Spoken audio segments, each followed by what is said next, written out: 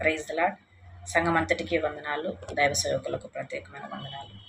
ఈరోజు ఒక special day, పాస్టర్స్ని అభినందించేటువంటి దినం. ముందుగా నా ఆత్మీయ తండ్రి అయినటువంటి బాబు అన్నగారి గురించి నేను ఒక విషయం మీతో పంచుకుంటాను. అన్న తనకున్నటువంటి స్థలాన్ని, తన కుటుంబాన్ని, తన తల్లిదండ్రులను, తన బంధుమిత్రులను, తనకున్నటువంటి ఉద్యోగమును, సమస్తమును, తన ఆశలను, తన కోరికలను సమస్తమును పక్కన పెట్టి, వాటిని విడిచిపెట్టి తమది కాని ప్రాంతానికి వచ్చి, తనకు తెలియనటువంటి ప్రాంతానికి వచ్చి ప్రభు కొరకు మనల్ని అందరినీ సంపాదించారు. ప్రభు కొరకు మనల్ని అందరినీ సంపాదించేటువంటి ఈ యొక్క కార్యక్రమంలో ఎన్నో సవాళ్ళను ఎదుర్కొన్నారు. చావు వరకు వెళ్ళొచ్చారు. ఎంతోమంది ఈ ఈ అన్నను ఇక్కడ లేకుండా చేయాలని ప్రయత్నాలు జరిగాయి. అది కొంతమంది చూశారు మన సంఘంలో. అందులో నేను కూడా ఒకదాన్ని. అయితే ఇవన్నీ తట్టుకొని, ఎదుర్కొని, ఎన్నో ఆకలి దప్పులను సహిస్తూ, నిద్ర లేని రాత్రులను గడుపుతూ, కేవలం దేవుని కొరకు మనల్ని ఆయన సంపాదించి మన కొరకు నిలబడ్డారు.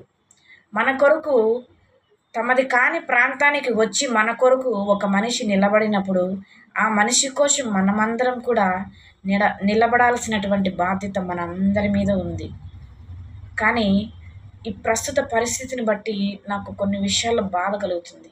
ఎందుకంటే పాస్టర్ గారు ఒక మాట చెప్తున్నప్పుడు నన్ను ఉద్దేశించి మాట్లాడుతున్నారు, నన్ను తక్కువ చేసి మాట్లాడుతున్నారు, లేదంటే చులకనగా మాట్లాడుతున్నారు, నాకు ఇది ఇవ్వడం లేదు అని నాకు కొన్ని మాటలు వినబడుతున్నప్పుడు బాధ కలిగింది.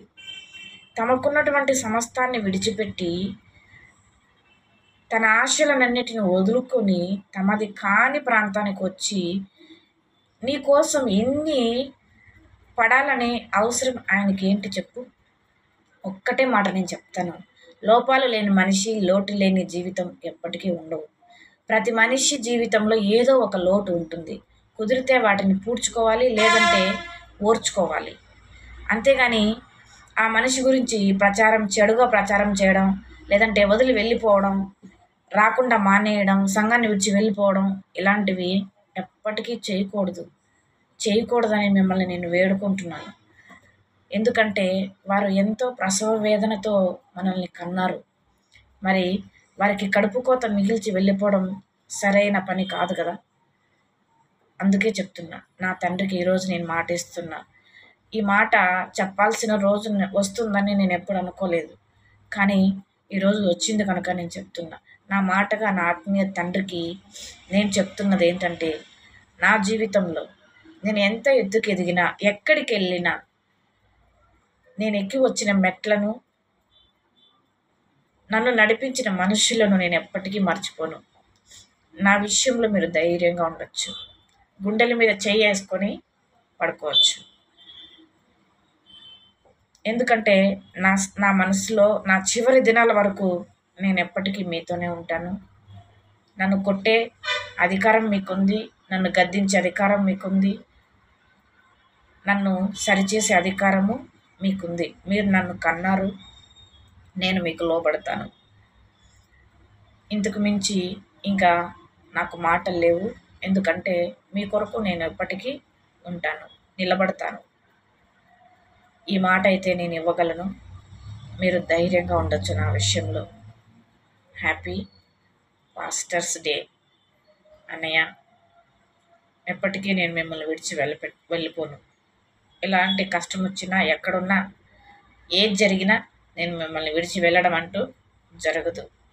వెళితే ఇక దేహాన్ని విడిచి వెళ్ళిపోయినప్పుడే జరుగుతుంది.